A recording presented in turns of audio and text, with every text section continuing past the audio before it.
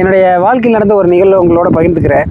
அதாவது என்னுடைய முதல் புத்தகம் வந்து சிந்தனை கவிஞர் கவிதாசன் ஐயாவுக்கு வந்து அனுப்பிச்சி விட்டுருந்தேன். என்னுடைய புத்தகத்தை பார்த்துட்டு வந்து அவரே தொலைபேசி வாயில வந்து என்னை தொடர்பு கொண்டார். 2007ஆம் ஆண்டு. அவர் அற்புதமான ஒரு சிறந்த கவிஞர் அவர். என்னன்னா வந்து பார்த்தீங்கன்னா, "தம்பி ஆதி, நான் தான் கவிஞர் கவிதாசன் பேசுகிறேன்" அப்படி சொல்லிட்டு அந்த கவிதையை ஒன்று சொன்னார். நான் எழுதின கவிதையை, "சன்னதியில் பிறந்தால் என்ன, சத்திரத்தில் பிறந்தால நீ சாதிக்க பிறந்தவன்" அப்படின்னு சொல்லி ஒரு அருமையான கவிதை எழுதியிருக்கீங்க தம்பி, வாழ்த்துக்கள் அப்படின்னு சொல்லிட்டு, "ஐயா எனக்கு 2வது புத்தகங்கள் நீங்கள் தான் வந்து அனுந்திரி எழுதி கொடுக்கணும்" அப்படின்னு.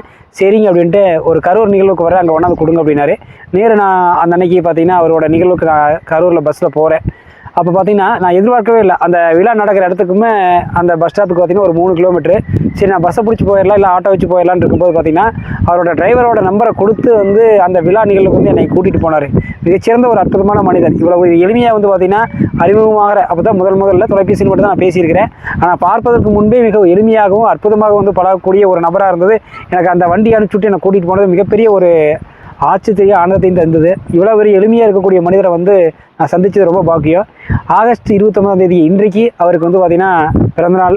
அதனால் இந்த நாளை வந்து அவருடைய வாழ்க்கையில் வந்து மிக பொன்னான நாளாகவும் அவருடைய வாழ்க்கையை மென்மேலும் சிறக்க வேண்டும் சொல்லி இனிய பிறந்தநாள் வாழ்த்துக்கள் ஐயாவுக்கு தெரிவித்துக் கொள்கிறேன்.